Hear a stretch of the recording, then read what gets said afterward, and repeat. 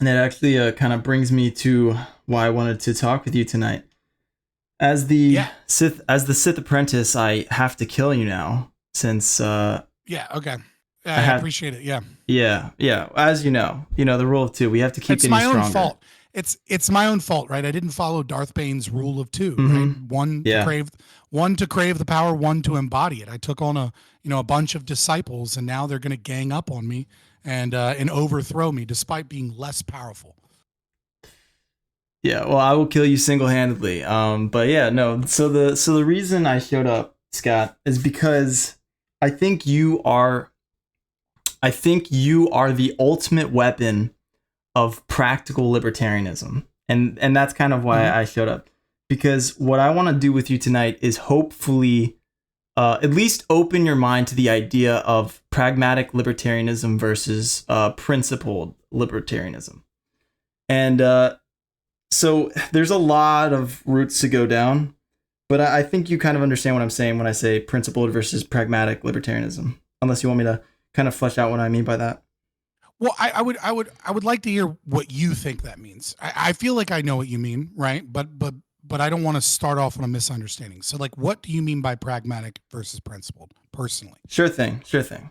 Okay, so at the meta ethical level, what we're dealing with here is this idea of morality. Does it exist? Does it not exist? That's the question. Now, from everything I've researched, from what I understand, there is no conclusive or even slight evidence at the idea of moral realism. I've extensively searched this, extensively, and I've looked into it from every single level, up, down. I cannot find any good or strong evidence of the idea of moral realism in any sense. And so I have to be fair about this because logic, I always have to use logic as my number one guiding light in the world for seeking truth. And logic tells me to be Of course. agnostic about something that I do not understand and or do not have sufficient evidence to believe.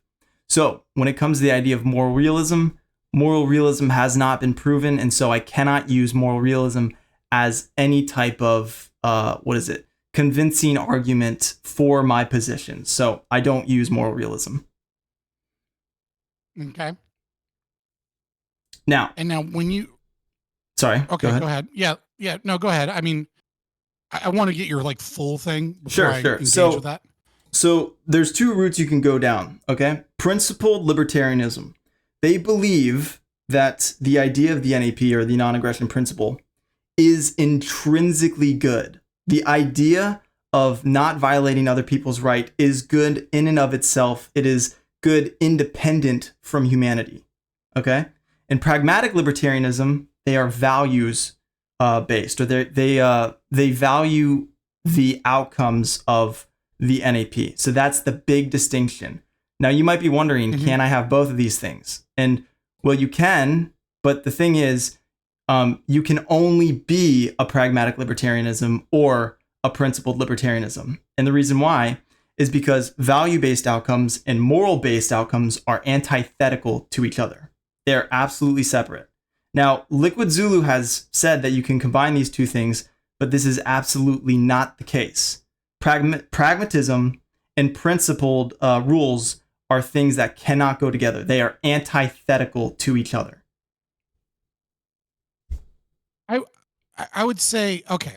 I think I get what you're saying, right? So I think I agree with you that they are antithetical to each other in terms of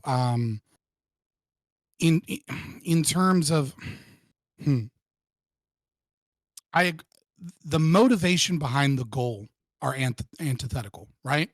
Right. So the pragmatic libertarianism is primarily concerned, as you define it, right? Correct me if I'm wrong, right? With outcomes that lead towards libertarianism as an end goal, right?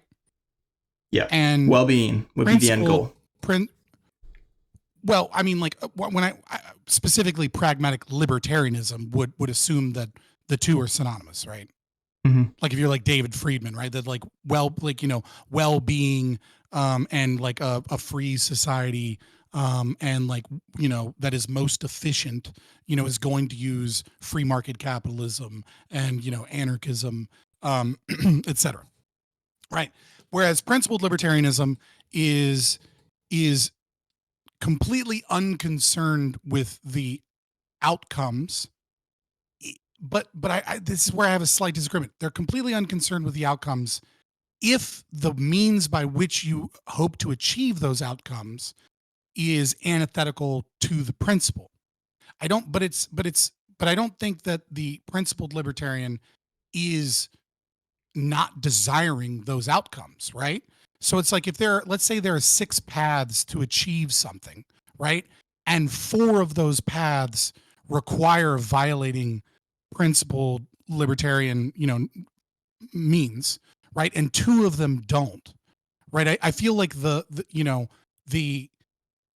principled libertarian is willing to debate with the pragmatic libertarian on those 2 in terms of what is better, what more easily, or what is the most efficient of those 2 options left to achieve those end goals, because we do have the same end goal, which is libertarianism, right? It's just that the pragmatic libertarian has these 6 options and may or may not believe that those 4 options present more likely to succeed pathways towards the end goal. So like I would say that there is a bit of a marriage that can occur, right? In the sense that there's always going to be multiple means by which you achieve a goal, and some of those means are going to, violate the principles, and some of those means aren't. And of those that aren't going to violate the principles, it's not as if the principled libertarian is shut off to strategies that achieve the end goal that they also themselves desire, right? So like I would say that there can be a marriage there, but again, there is a compromise that can exist between these 2 ideas, because you do share, an end goal, right? And so the principled libertarian is going to say, I'm not going to follow you down this path, regardless of whether or not you think it leads towards an end goal, because it violates my principles. But it's not as if the principled libertarian has some issue with the pragmatic libertarian attempting to achieve libertarianism without violating libertarian principles. You know what I mean? I do know what you mean. And I'm not. So what I'm trying to say here. Yeah, so I would just say antithetical might be like the wrong word. Yes. Well, so like I understand what you're saying in that both of these things lead down the same path, and that's the outcome we want. I would say that you can be a principled and a pragmatic. Wait, can you? No, I'm not sure you can. Both those, paths lead towards the end goal of Ancapistan, right? They both do. But the difference here is that the pragmatic libertarian has justification for why their value system works. And the problem with principled libertarianisms is they don't have justification. And the reason why is because principled libertarians rely on the idea of moral realism, and they need justification for moral realism. So to evidence this claim... Okay. Hold on. Let me write this down. Okay. So yeah, sure. We have, you don't believe in moral realism, and which is fine, right? Like you don't, so you don't believe in moral realism is step 1, right? No moral realism or disbelief. I'll put moral realism, right? Because it's not like you're unopen to the concept that it might be there. Yeah, the most accurate claim would be agnostic to moral realism. That would be the most accurate. But I just say no moral realism as a heuristic. Okay, so as a heuristic, no moral realism. That's step 1. The next thing is pragmatic libertarians. So prag libs have justification for how it works. And by it, you mean the end goal, right? Yeah, we have justification for the values of capitalism and reaching the well-being of the maximum amount of people. We have justification for that. The next claim that I don't understand at all is principled libertarians don't. Where are you deriving that principled libertarians don't? Principled libertarians don't what? What do you mean? don't have justification as Justification. to how. So they use a moral basis for the NAP, right? Well, I would say that principle. I mean, it depends on what you mean, but right, like, but speaking, let's say just for myself currently, right? Um, there are multiple different justifications for the NAP, right? The one that we use as proof positive, the strongest one, the one that we can say it is, that we would claim it is a logical fact, right, is not based upon moral realism, right? Because moral realism is saying that there is one morality, right, that is true, right? Like there for Right. every single solitary action, right, there is a definitively right and wrong choice. Now, like the libertarian natural law philosophy doesn't even go into the domain of what we ought to do. It has nothing to say about what we ought to do. That is just right. Like it's like saying, that your tennis game doesn't have rules about tackling. Well, it's not a part of the game. Like we're not talking about tackling, right? Like we're talking about tennis. We say these are the rules of tennis, right? So the NAP, as far as the principled libertarian is concerned, is, and the discussion of natural law is an entirely different discussion than the moral discussion, right? So you can be a principled libertarian and then be a Friedmanite consequentialist, at least in terms of like what it is that you want to achieve and how you want to get there, etc. The only thing the principled libertarian position does is say that you cannot justify certain actions, which are violations of the NAP. It doesn't say anything about all of the other domain of choices and what you ought do in that, right? Like Liquid Zulu's answer to this, and I would say for the most part, my answer as well. I'm not as hardcore of an objectivist as he is, but most of my axioms are, which I guess technically makes me such. I just don't really claim it. And also, I'm not as knowledgeable as he is on objectivism, right? So I prefer not to claim something that I can't argue perfectly, right? But That's fair. right, but like that is where Liquid Zulu and for the most part I myself would derive our ought claims. And there's plenty of moral justification from objectivism for libertarianism, for private property rights, right? And things of that nature. I mean, objectivism is very close to consequentialism, right? Like there are some, you could almost call it like a subcategory of consequentialism because it has a certain basis of values and it has some certain rules that can't be that can't go. Whereas like consequentialism, has to bite the bullet that like great acts of evil that presumably create more utilitarian good in the end ought be done, whereas objectivism would say no, right? So I mean, I just it does not require moral realism. Now, I personally am a moral realist, um, right? Like I am personally. I can't prove to you that moral realism is true. I can give you the kind of the baseline objectivist arguments as to why it is real. I mean, there's convergence theory, right? That's some level of evidence, right? But I mean, logically speaking, I would say that like, you know, reason reason is how we know things, right? And therefore, man, whatever, there is um a morally true, universalizable um objective framework into say that man ought use his reason for his own selfish interests. And that is and every other moral decision after that is based upon that principle, which makes that a universal moral truth that is objectively true, that to go against is always wrong, and therefore that would be the moral realist position. Now, obviously, the situations and everything change when you interpret in that portion, like what does it mean for man to use reason towards his own selfish interests? Well, there's, I mean, like there's a billion different, there's innumerable scenarios that we can come up with.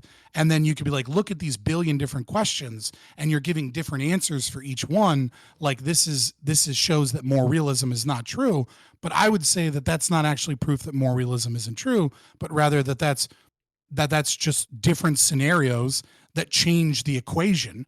But the answer to the equation of what man ought do is always the same, which is man ought use his reason towards his own selfish interests. And that is going to be different. That's still universalizable, despite the fact that people have different values, right? And despite the fact that humans order values, and so our values may be different, and the order of our values may be different. So the individual's answer is going to be different towards similar or same scenarios, but ultimately it's not the same scenario. It never can be, because because value is subjective, and therefore where your values are in that moment and what your knowledge is and what your capacity to reason is going to be different in every moment in time and towards every individual. But I would still say that is a moral truth that is always true, that I would say puts forward a moral realism in by that means. Okay. Holy shit. I'm sure you never failed an essay before. All right, I'm going to bring this back to natural law so we can handle these things one at a time. Yeah, of course. Okay. Hey, Casimir. So, yes, sorry. Casimir. So basically, you find the justification for the principled libertarians. Their justification for the NAP is natural law. Is that your position? Yeah, I would say that that natural law. Yeah, I don't have an issue with what you said. Maybe I do if we get into the details, but it sounds right. Okay. I don't think we'll have to take a step back into consequentialism, but I hope you'll just roll with this. We'll see. Okay.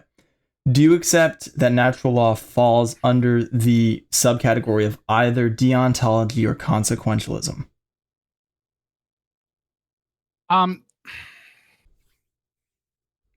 Outcome-based or principle-based? Yeah. No, I would say that it is. I would say that natural law theory is deontological, but at a surface level, right? But the problem with deontology, right, is that deontology again is giving you a moral ought, right? And because natural law doesn't give you a moral ought, it only uses logic to prove that your justifications of ethical systems that violate these principles put you in a performative contradiction, and therefore cannot be justified as true, and therefore are illogical. Doesn't this is where I disagree with Liquid Zulu, right? He believes that by deriving an ought not, you derive an ought. I disagree, though maybe he's right and I'm wrong on this. Maybe I'm too much of a neophyte in logic, right? But I would say that it doesn't actually bridge the is-ought gap and give you anything other than you can't justify any ethical framework as logically sound. And so because you can't justify a logical framework as logically sound, then your attempt to argue for it is always going to be false unless it is following the non-aggression principle. And so I don't know that it's actually, I would say it's not actually making a moral claim. It is making a logical claim that invalidates your ability to make a moral claim other than one that follows this principle. And so because of that, the consequences of that, if you will, right, is that it must be false that an ethical system can be presumed to be an ethical system that is valid if the ethical system is conflict inducing. So like it's not quite the same as deontology, though that's what it's closest to. And you could kind of like sort of put it in that category because deontology is, giving you steadfast rules. Whereas this is the consequence of that is that it's kind of giving you a steadfast rule. It's kind of giving you an ought not. And by virtue, it's giving you but it doesn't give you an ought at all, right? Because just because it's not a violation of the NAP doesn't mean that it's morally good or morally wrong. It just means that it's that it's for another discussion, right? So like I would say that it's in its own kind of category here. And I don't know if there is a more appropriate name for it. Okay, well, so it sounds to me like what you're describing is this idea, and correct me if I'm wrong, that natural law is this way of identifying human nature and trying to, we're not going to call it morals, but we're going to call it, it's trying to identify something within human nature that is a bigger part of the scope of nature itself. And that there are certain traits that we can identify, and this is an is, not an ought.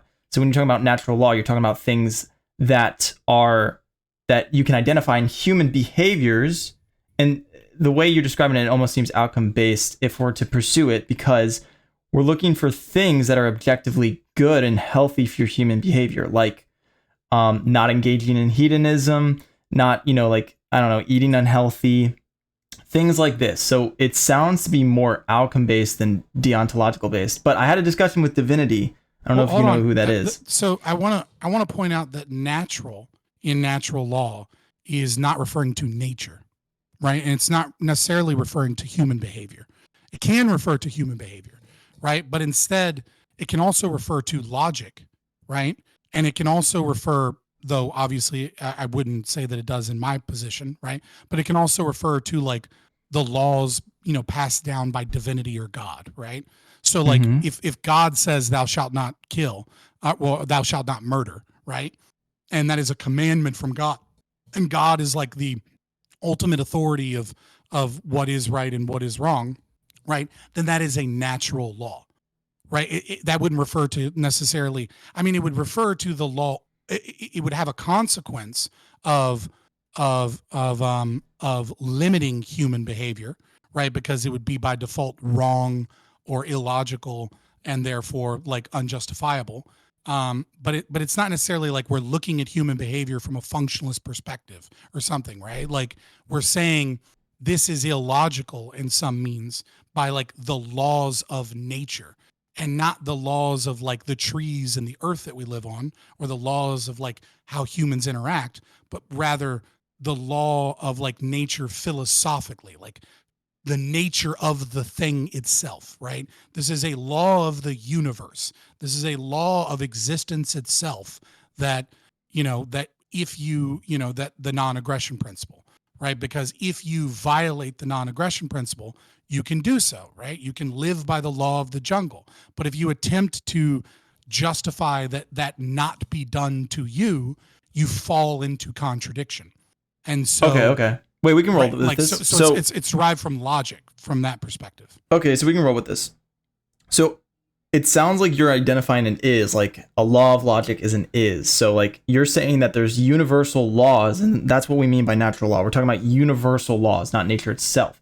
So we have ises. Can you bridge the gap between is and ought to make the justification? Well, again, like I said, if you want someone to claim that you can, that would talk to Liquid Zulu, right? Like I am of the opinion, and I might get some flack. Right, I get some flack for this. I don't think it bridges the is-ought gap, but I'm not concerned with it bridging the is-ought gap, right? So, like, for example, right? Let's say you and I are in a debate, and you're trying to justify slavery, right? And then I say via argumentation ethics and like this whole process, right, that your attempt to do so and recognizing my bodily autonomy, puts you into Habermas's performative contradiction, right? That you're engaged in a contradiction here, and you're arguing for a system that is conflict inducing, right? Yeah. And so to call your system ethical and also to have a conflict inducing system flies in the face of how ethics itself is defined by nearly every philosopher, right? every philosopher, be it Kant, be it Aristotle, be it Plato, like these are the rules by which a society, governs itself, either socially or through, coercion and power, right? That are designed to reduce conflict for a peaceable, orderly society. And you're arguing for conflict to be a principled part of a system that is designed to reduce conflict, right? So it's like a double contradiction, because one, your ethics is conflict inducing, and you're arguing, for a system that is supposed to be conflict reducing to be conflict inducing. And so there's a contradiction there. And then there's a second contradiction from the bodily autonomy that you're recognizing as a means of argumentation, as a means of not engaging in not engaging in coercion or violence, because you recognize that that is the means by which you ought engage in conflict resolution, is via argumentation, not via violence, coercion, etc. And so again, I don't think that's an ought. I don't think that tells you what you ought do. And I don't even think it technically tells you what you ought not do, right? It only becomes a problem when you say, I have a right to my body. I have a right that you not come take my property. I have a right that you not come and rape me, right? Because you can't claim that and simultaneously claim that others don't have a right to bodily autonomy, and that others are, like you can't say, I want taxes, right? And violate property rights and violate bodily autonomy, and then at the same time say, I ought not be raped. There's a contradiction here. And because of that, right, you're choosing to live in the law of the jungle. So if you want a system of ethics that is stable, if you want to not live in Mad Max where might makes right, if you want to claim an ethical framework that can lead towards a peaceable society, the only way you can do so is by not violating the NAP and not attempting to justify the NAP. Otherwise, what you're actually doing is just playing the law of the jungle, and kind of anything goes at that point. So it's less about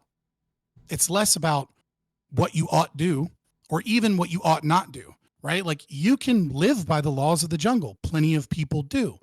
What you don't get to do is live by the laws of the jungle and then claim that you're not living by the laws of the jungle, and then claim that you have some right to your body and that you have some right to your property when you're living by the laws of the jungle, right? Right. So it's not even really an ought not. It's not bridging an ought, an is ought gap, right? Like, it allows people to go and do those things, but it also says that I can go do those things to those people. But over here, we can actually argue for private property and individual autonomy and like a free and just society. They can't, and they can't argue that we come and kill them and take their shit, right? Because they're choosing to live by that set of rules. Yeah, no, exactly. But what's interesting, and I agree with you, this is why I say you are the ultimate weapon of practical libertarianism, is because the whole idea with argumentation ethics and proving that it's irrational to argue for aggression is that what you are in fact telling people is that we should not live, or you do not want to live in a might makes right society. You want to live in a society that's fair. And the only fair, non-arbitrary system is the NAP as a methodology to achieving a capitalist system. Real quick, I know I went on a giant rant, but real quick, I am arguing that, but I'm not doing it from a libertarian perspective.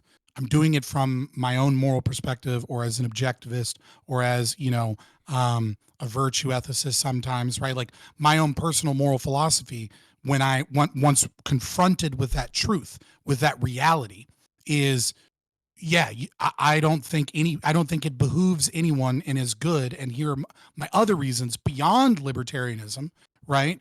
That you should not live by the law of the jungle. And I would, right, because it's irrational. It goes against reason. It goes against the human flourishment. It goes against, it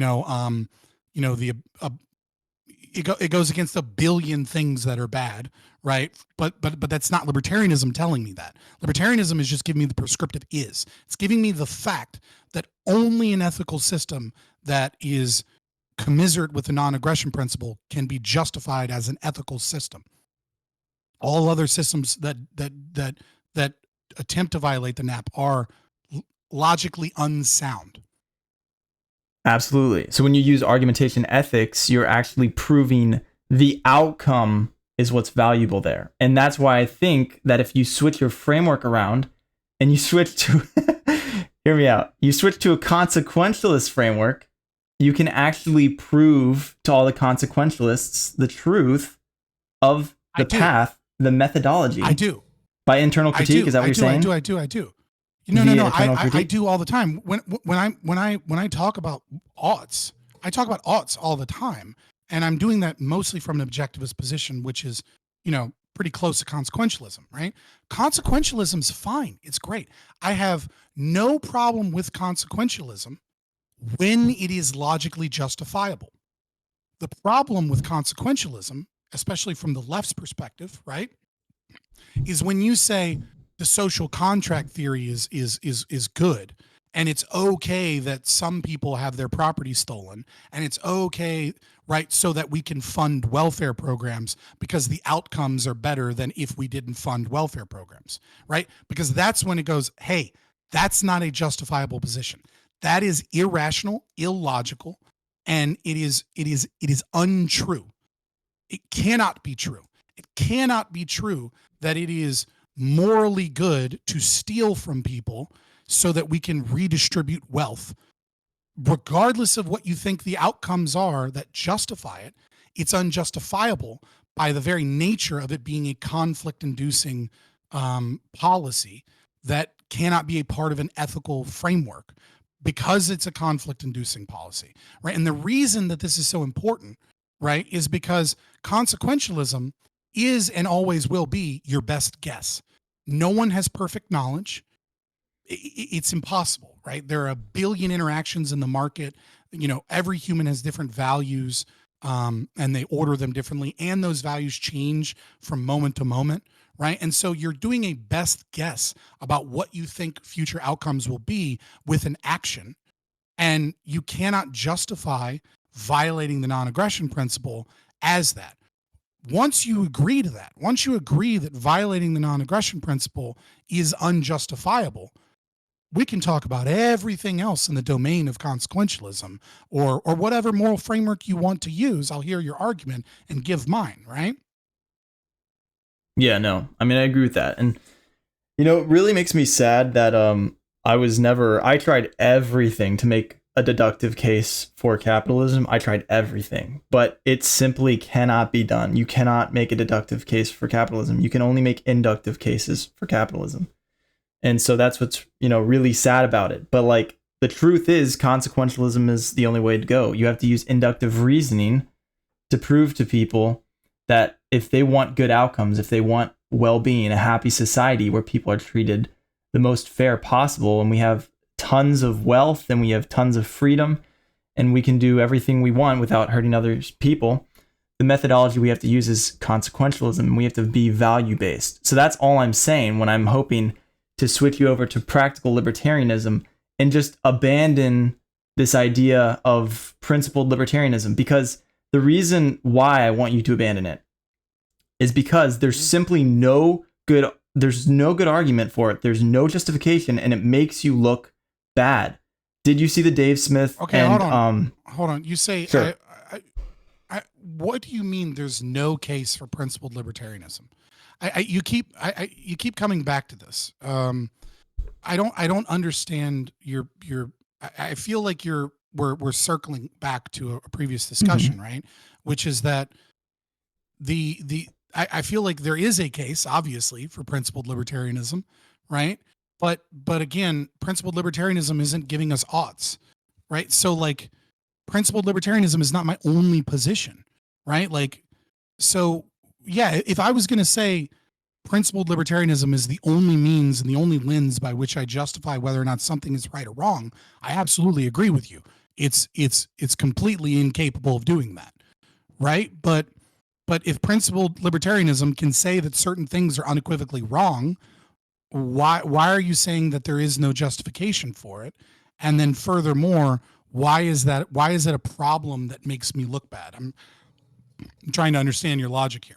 Sure. So the best example of why it makes libertarians that defend it look bad is because did you see the debate with Dave Smith and Andrew Wilson? I heard about it online and like I saw some clips about it, Great but I debate, didn't. dude. It was a great What's debate. that? Yeah, no, I'm sure. I don't. I've lost a lot of respect with Dave Smith over the last couple of years, Yeah. and so like I don't want to say it triggers me or whatever, but I only have so much time in the day for like me time where I'm not trying to research things, you know, prep for things, stream, take care of my autistic son, do all this Mhm. other stuff.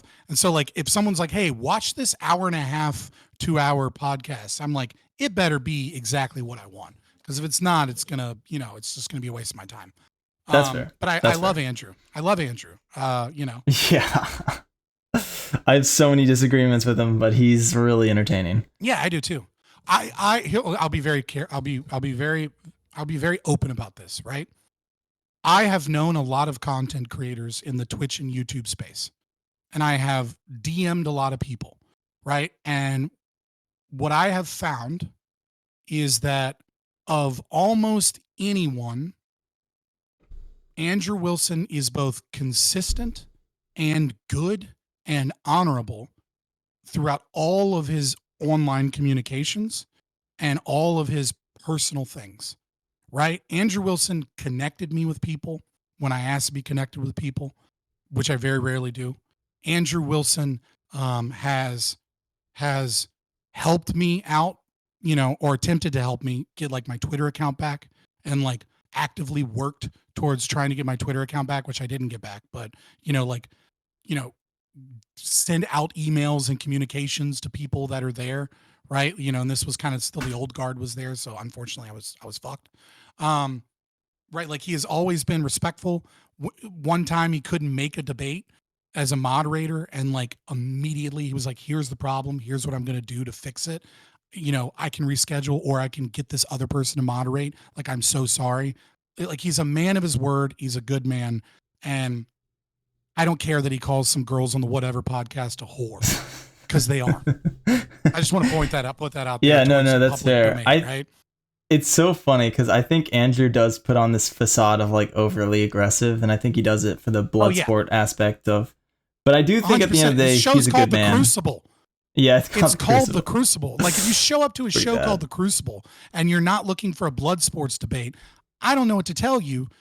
You need to work on your vocab skills, because like literally a crucible is an item in blacksmithing, right, where you utilize high heat to burn out impurities so that you have, you know, a better form of metal to work with in the blacksmithing process. It is literally, like the name suggests, that we're going to subject you to torture and trauma and heat to burn out impurities to get to the truth God. of the matter, right? Like it's the most blood sports name of anything you could have, other than just like blood sports. You know what I mean? Like it's in the fucking name. Yeah, I want to I'm debate him sorry, that's a someday. huge aside, but you No, wanted to talk it's about totally fine. Dave Smith, Andrew Wilson debate Andrew as an Wilson's debate. example of Yes, why there was an issue with the principled libertarianism as a means of like arguing to the general public or whatever, what correct, have you. correct. So, and Go ahead. so the big problem with defending the moral aspect of principled libertarianism is that Dave Smith. Mhm. Okay, I love the guy, but he just did not defend the NAP properly. Andrew of course. Wilson caught him on something he was not expecting, which was incest. He was not expecting it at all, and he wasn't able to get around the idea of incest, and he actually advocated for government intervention on incest. He advocated for government intervention. And so I don't know if he was memeing or if he actually meant it, but that is absolutely not libertarian to pull apart. Whether you agree with it or not, it's not a libertarian Yeah, I mean, position. I don't. Right, so I'm trying to understand how this goes back to the principled libertarianism being an issue here, right? Like it just sounds like Dave Smith was not prepared for a conversation with someone that actually has a little bit of philosophical knowledge and is well practiced at debating. What does that have to do with the problem that you're attempting to illuminate here, which is that principled libertarianism is holding us back in some means or something? Yeah. Well, the reason why is because it's a showcase of what happens when, number one, you don't understand the justification for what you're talking about. But number two, the problem is that Dave Smith had no justification for the moral aspect of libertarianism. And that's, in my belief, because there is no moral justification for the belief. He couldn't identify it. He should have gone with a consequentialist case. Libertarianism doesn't have an answer for that. Right. Like libertarianism isn't telling you that, right? Like, so what I use often, I use prostitution, right? So it's like, yeah, a woman has a right to her body. A John has a right to his body. Two individuals wish to engage in, a service, right? Where the man, the John, is going to pay the whore for, the use of her body. Now, libertarianism has nothing to say about that transaction. It's not a violation of the non-aggression principle. That has nothing, but like, so what? That doesn't make it right. It's fucking disgusting. It's dysgenic. It's degenerate.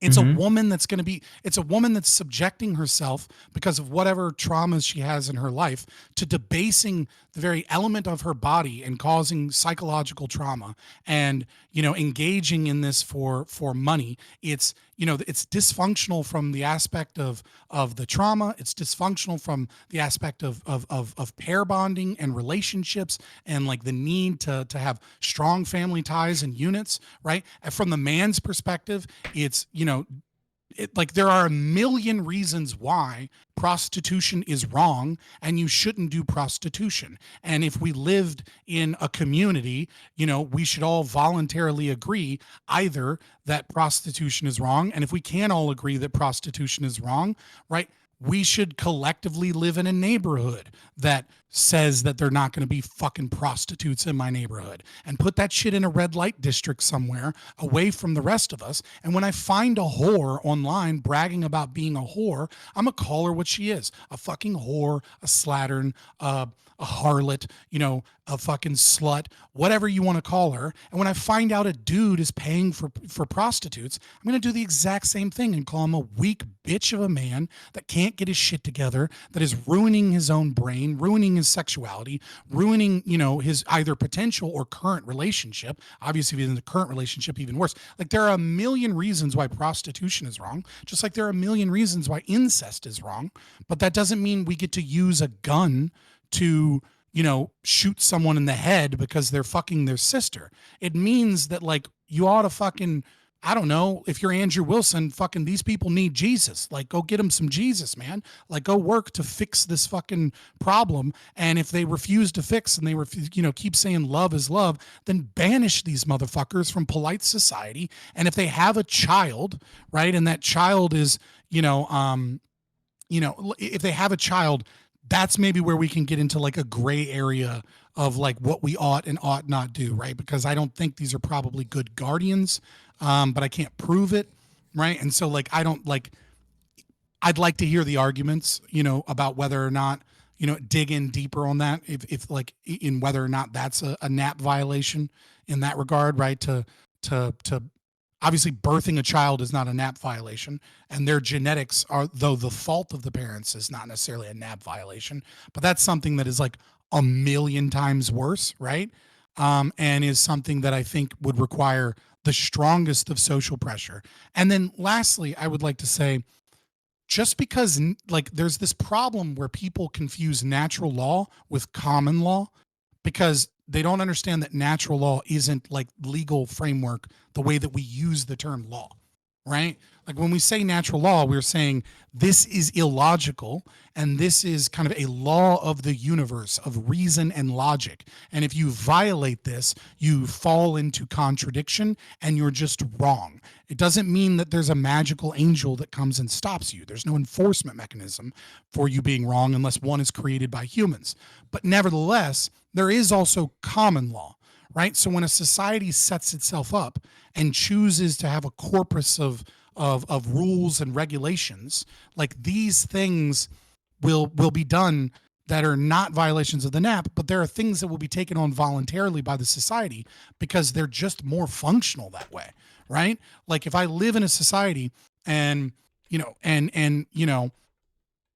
for whatever reason, like let's take prostitution as an example, right? Let's say most of the people in this community really fucking hate prostitution, and prostitution causes like a lot of problems for this, like if it's around, people don't like it or whatever. And then I move into this society. Well, one of two things is going to happen. Either A, it's going to be a small society where they have a voluntary system of government, right? And they just make it illegal. It's illegal there. Guess what? If you live here, if you choose to be here, if you choose to be on our private property, guess what? Prostitution's illegal.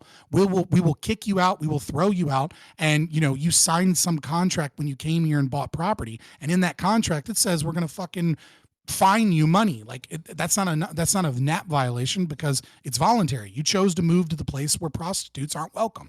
Or B, it's going to be a larger society with like rights enforcement agencies and insurance companies. And like when you sign a contract with Geico and they say, hey, in the event that I have issues or disputes, property disputes, criminal disputes, etc., you're going to like represent me in my case, and and hire a lawyer on retainer if we need one, and and eventually it'll go to arbitration, whatever. When they send me that thing, almost certainly there's going to be moral clauses, right? And those moral clauses are going to be like, look, if you don't sign this moral clause, we're not going to represent you. Okay? So if you don't sign this clause that says you're not going to be a prostitute, then we're not going to represent you. Or it may even be a tiered thing, right? Where it says like, like when you go and get car insurance, right? And it's like, it turns out you drive a Jaguar, maybe not a Jaguar now, bad example because their cars are getting woke and their value's going down, right? But let's say you drive like an Audi versus like a Toyota, fucking 98 Toyota, right? Well, your car insurance costs more because you're driving an Audi. If you there might be situations where it's like, yeah, I'm also a prostitute. That's my primary employment. And they go, ooh, that's going to be another $50 a month because you're a problem. You're a problem in the society. And so because you're a problem, they're going to charge you more money to represent you because they know that you're likely going to be involved in frivolous lawsuits or in bullshit cases, or that like you might end up violating leases because most leases, have a clause that say you don't do this. Like you've become a potential risk to the company financially because you're a problem, and your behavior is dysgenic and dysfunctional towards the community and the culture that you're in, right? All of these things are aspects of and answers that are completely and wholly commiserate with principled libertarianism. It is not principled libertarianism that is the problem here. The problem here is that principled libertarians think that that is the answer to what we ought do. You are dealing with neophytes that think that just because something isn't a violation of the NAP, it's somehow not a problem, or like not something that we ought do, that we ought do something about. Right? It is true that we ought not have the government use violence to stop things that are not violations of the non-aggression principle. But that's as far as it goes. There are plenty of things that we as a society, as a culture, and as private businesses ought do to stop things that are widely considered to be immoral in our culture and in our communities. Okay. No, that's fair. I think we can get to the heart of the issue by me asking you a hypothetical about the NAP. Okay. So what I want to ask you is consequences aside, meaning the consequences don't matter. If I do something against the NAP, is it wrong? If you violate the non-aggression principle, is it wrong? Yes. Consequences aside. Yeah. Yeah. Why? Yeah, obviously. It's unjustifiable. Why? I mean, like, I can go through it all over again, right? No, don't do that. You know what I mean? Like, right. Okay, you know what I mean? Like, I feel like my answer, right? It's not justifiable. So it's kind of, to a certain degree, it's kind of an argument from negation, right? Which is, a little bit fallacious there. If you think of it that way, right? But I'm not actually doing an argument from negation. I'm simply saying it's very much like, Ayn Rand's unavoidable axiom, right? Like existence exists. It's an axiom, right? And the reason it's an axiom is, and so it's assumed to be wrong, is that as of now, there is no one in the world that has been able to come up with a logical justification for violating the NAP. And it doesn't appear by any means of the logic for it to be the case that that is possible. Right. And so it's an axiom that we hold. The axiom is all violations of the non-aggression principle are wrong. And the justification behind that is, to a certain extent, an argument from negation. It's not a proof, right? Because argument from negation is technically not like just because you have an argument from negation, it doesn't necessarily prove the thing to be true unless you can prove that all other things must be untrue. Right. And so because of that, it is an axiom, but God damn it, is it an unavoidable axiom, much the same as existence exists. Right? Wait, are you saying the NAP is axiomatic? I'm saying that the NAP was axiomatic before Hans Hermann Hoppe, for sure. Right. So before argumentation ethics existed, it was taken as an axiom. Right. Wait, so deductively or inductively?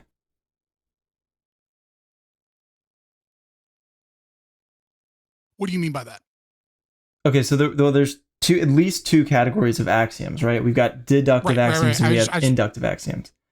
So is this NAP, is it deductively axiomatic or is it inductively axiomatic? Like praxeology. Praxeology is inductively axiomatic. Right. I'm trying to think if it is deductively axiomatic. Because I don't see how it could possibly be axiomatic. That's why I'm asking you. Well, I mean, so wait, the justification for it is deductive, right? Well, deductive axioms are the laws of logic and any corollaries to them. But praxeology, so but praxeology, I'm trying to think. I'm trying to think it through and frame it correctly, right? And make sure that we're saying. So the axiom of the non-aggression principle is originally and obviously, I guess you would say inductive, right? Because Rothbard at that point is doing so from like a functionalist perspective, right? But is it deductive, technically speaking? I mean, like my presumption is yes, but I haven't actually worked out the proof. So the way you would know that is because it is deductively axiomatic, right? Because, it can only be deductive axiomatic if it was corollary to the laws of logic. Right. Well, that's what I'm saying. Like, I'm trying to, the justification via argumentation ethics is a deductive argument, right? We can agree to that, correct? Yeah. And so if the argument for the axiom is, but the problem is that what the argument establishes is not the NAP. What the argument deductively establishes is that it is impossible to argue against the NAP. So the NAP itself depends on your value. Is inductive is what? It depends on your value. If you value collectivism, you can argue against the NAP. Well, no, you can't argue against the NAP and it be logically justifiable. Like, you can argue it, right? But it's just a performative contradiction. It's like, it's the same as a postmodernist saying that there is no truth, right? It's like, well, your claim is there is no truth, but you want me to believe that it's true. Right. And if you don't want me, and so it's either a performance, you're either just saying words to get a laugh, or you believe what it is that you're saying is true. And if you believe what you're saying is an objective truth, and that the claim is that it is untrue, it becomes a performative contradiction. Right. So, well, Scott, so what I'm trying to say is that when you say that against, I would say, hold on, let me finish. Let me get through. Go ahead. Just to make the claim. Maybe I'm wrong here, but I would say that the what is axiomatic, I don't know if you can jump from A to B. I don't know if there's a jump here because my logic isn't quite strong enough on that regard, right? The jump, the potential jump, I don't think there's a jump, but let me know if there is it is deductively axiomatic, the position that one cannot argue against the NAP. And I don't know if that necessarily means that thus the NAP is deductively axiomatic. The original argumentation is obviously inductively axiomatic, right? But I would say that it is. I believe that it is, but maybe I'm missing something there. And again, logic is as much as I end up being forced to talk about it, is obviously not my strong suit. No, I right? get it, bro. I'm like, Logic's crazy. I've had to I learn get it myself. Like Yeah. I'm a psych sociology guy. But yeah, so I would say that I believe it is deductively axiomatic after Hans Hermann Hoppe's argumentation ethics. Right? There was a deductive argument made for it, and thus, yeah. So it is unavoidable. I see what you're saying, Yeah, but I agree. So yeah. So basically, okay. Well, what I'm more interested in hearing is when you say that actions are right and wrong, you are saying that there is some value assigned to actions, and the value can either go one of two routes: outcome based or principle based. You cannot just say that actions are right or wrong via logic, because you're making a leap that does not exist from logic to human action. You cannot make an is-ought gap leap. So you have to have a framework. I said that. I said that before, right? Which is, I feel like I'm not. I feel like you're just repeating what I'm saying, right? But in different ways and maybe clearing it up, and that's fine, right?